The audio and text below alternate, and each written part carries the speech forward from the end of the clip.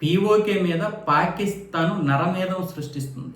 నిన్న నిరసనలు చేపట్టినటువంటి నిరసనకారుల మీద పోలీసులు జరిపినటువంటి కాల్పుల్లో 10 మంది కంటే ఎక్కువ మందే చనిపోయారు. కానీ పాకిస్తాన్ 6 మందే చనిపోయారని చెప్తోంది. సరే 6 మందే చనిపోయారు, కానీ అక్కడ కాల్పులు జరపాల్సిన అవసరం లేదని చెప్తున్నారు. కానీ అక్కడ అమెరికాలోని వైట్ హౌస్ ముందు పీఓకేకి చెందినటువంటి కొంతమంది ప్రజలు వెళ్ళి అక్కడ శాంతియుతంగా నిరసనలు చేపట్టారు. మాకు న్యాయం చేయండి, అంతర్జాతీయ సమాజం ముందుకి ఈ సమస్యను తీసుకురండి, మా మీద పాకిస్తాన్ పగబట్టేసింది, నరమేధం సృష్టిస్తుంది అని చెప్పినటువంటి కొద్ది క్షణాల తర్వాతే పాకిస్తాన్లో ఈ కాల్పులు అయితే జరిగాయి. బహుశా మరి వాళ్ళు వీళ్ళకి ఫోన్ చేసి చెప్పారో మరి ఏమో తెలియదు, కానీ వీళ్ళు ఇక్కడ ఉండకూడదు, వెంటనే వెళ్ళిపోవాలి, ఏం చేస్తారో చేయండి అన్న విధంగా వైట్ హౌస్ చెప్పుంటుంది.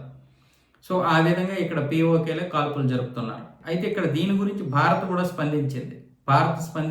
దీన్ని మేము అంతర్జాతీయ సమాజం ముందుకు తీసుకువెళ్తాం, ఖచ్చితంగా మేము పీఓకేకి సపోర్ట్ చేస్తామని చెప్పి భారత్ కూడా, మన అధికార ప్రతినిధి రణదీప్ జైస్వాల్ గారు కూడా ఒక ప్రకటన చేశారు ట్విట్టర్ వేదికగా.